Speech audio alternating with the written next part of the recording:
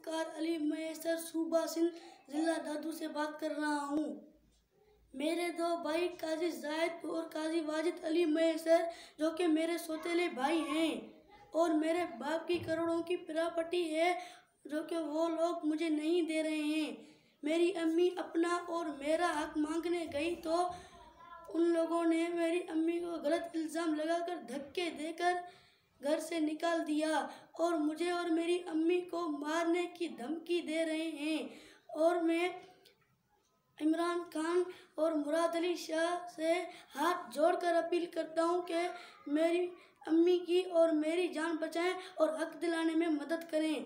और सहारा news crime reporter Haider रजा से मैं अपील करता हूं कि मेरी मदद करें। मैं सोशल मीडिया से अपील करता हूं कि ये मेरी वीडियो सुनकर आगे शेयर करें।